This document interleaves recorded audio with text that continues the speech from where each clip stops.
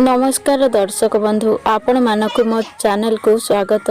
दर्शक बंधु आज आमे जानिबा ए दुनिया रे आमर निजर किए बापा माँ भाई भौणी समस्ते बंधु कुटुंब समस्ते अछंती किंतु प्रकृत रे एमाने आमर निजर ना पर। आसंतु एही छोटिया कहानी माध्यम रे जानिबा। तेबे कहानी टिको आरंभ करिबा पूर्वरु आपण मानकु अनुरोध वीडियो टिको शेष पर्यंत देखंतु एवं आम चैनल को सब्सक्राइब करंतु एवं कमेंट सेक्शन रे जय श्री कृष्ण निश्चय लिखंतु।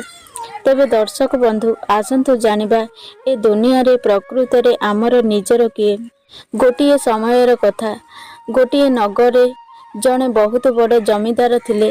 तांकर 4 जण पत्नी थिले। जमीदार सर्वा साना पत्नी को बहुत भल पाउथिले, तांकर ध्यान मध्य रखुथिले। किंतु जमीदार बड़ पत्नी को एते भल पाउ नथिले कि तांकर ध्यान मध्य रखु नथिले। एही परी जमीदार निजर जीवन को आनंद उल्लास रे अतिबाहित करुथिले। एही परी बहुत दिन बीतीगला। दिने जमीदारंक जीवन रे कला बादल घुटी आसिला। से कैंसर रोग रे पीड़ित हेले।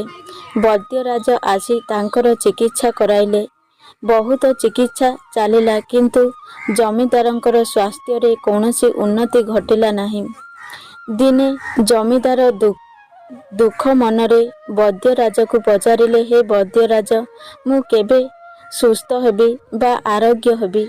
एक कथा सुनी वैद्यराज दुख मनरे कहिले, हे जमीदार तुमे आउ 2 दिन परे ए संसार छाड़ी आर पारी को चली जीव। एक कथा सुनी जमीदार जनक बहुत मन दुख कले एवं तांको आखिरु धार धार होई लुह झरी पड़िला। से भाबिले मु जेउ मानुको मो जीवनठु अधिक भल पाउथिली, जीवा पूर्वरु सेमानकु थरे देखा करी आसीबी।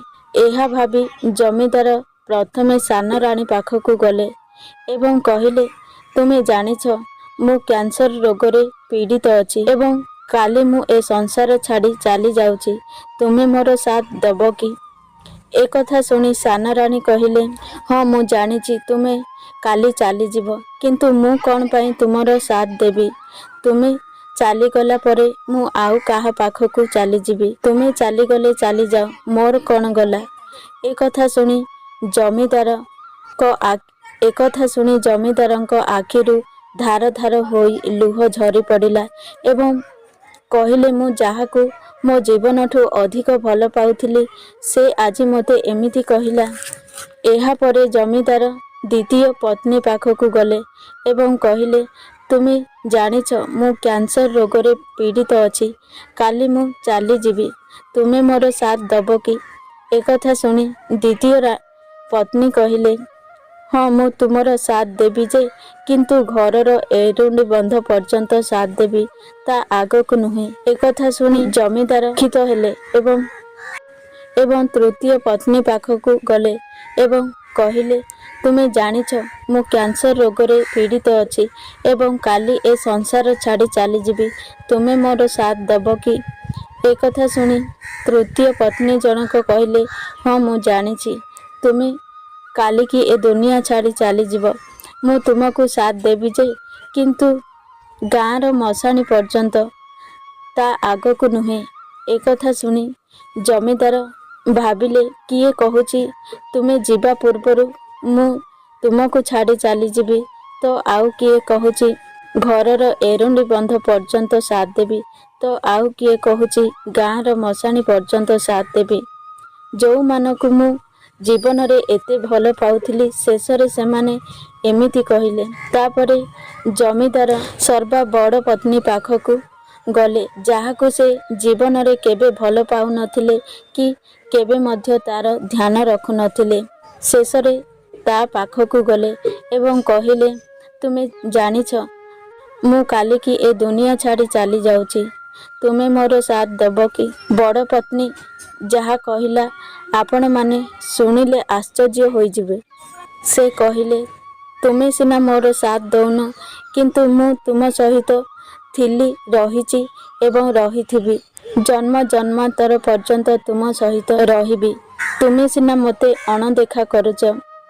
ହେ ଦର୍ଶକ ବନ୍ଧୁ, ସେହି ଜମିଦାର ଜଣକ କିଏ ଆପଣମାନେ ଜାଣିଛନ୍ତି? ସେହି ଜମିଦାର ଜଣକ ହେଉଛନ୍ତି ସ୍ୱୟଂ ଆମେ ନିଜେ। ଆମର ବି 4 ଜଣ ପତ୍ନୀ ଅଛନ୍ତି। ଯେଉଁ ସର୍ବା ସାନ ପତ୍ନୀ କହିଲା, ତୁମେ ଯିବା ପୂର୍ବରୁ ମୁଁ ତୁମକୁ ଛାଡ଼ି ଚାଲିଯିବି। ସେ ହେଉଛି ଟଙ୍କା, ପଇସା, ଅର୍ଥ। ଦର୍ଶକ ବନ୍ଧୁ, ଧନ କେବେ ଚିରସ୍ଥାୟୀ ନୁହେଁ। ସେ ଆଜି ଆମ ପାଖରେ ଅଛି ତ କାଲିକି ଆଉ କାହା ପାଖରେ ରହିବ। ତେଣୁ ଏହାକୁ କେବେ ଭରସା କର ନାହିଁ।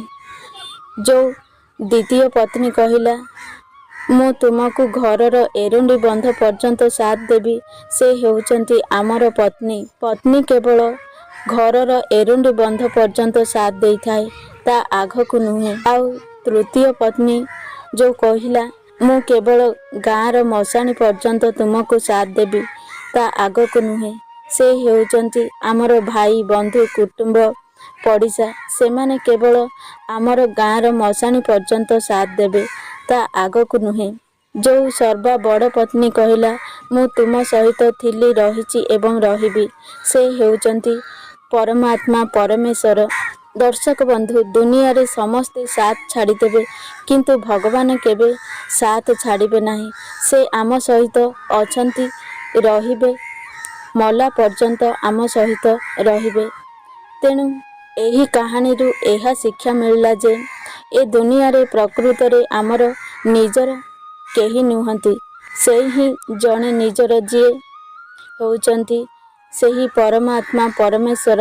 ଆପଣମାନେ ତାକୁ ସଦାସର୍ବଦା ଧ୍ୟାନ କରନ୍ତୁ। ସେ କେବେ ବି ଆପଣଙ୍କର ସାଥ ଛାଡ଼ିବେ ନାହିଁ। ଜୀବନରେ ଯେତେ ଦୁଃଖ ପରିସ୍ଥିତି ଆସୁ, କିନ୍ତୁ ସେ ସର୍ବଦା ତୁମର ହାତ ଧରିଥିବେ। ଦର୍ଶକ ବନ୍ଧୁ, ଯଦି ମୋ ଭିଡ଼ିଓ ଆପଣଙ୍କୁ ପସନ୍ଦ ଆସେ, ତାହେଲେ ଭିଡ଼ିଓକୁ ଗୋଟେ ଲାଇକ୍ କରନ୍ତୁ ଏବଂ ଆମ ଚ୍ୟାନେଲକୁ ସବସ୍କ୍ରାଇବ୍ କରନ୍ତୁ। ଜୟ ଜଗନ୍ନାଥ।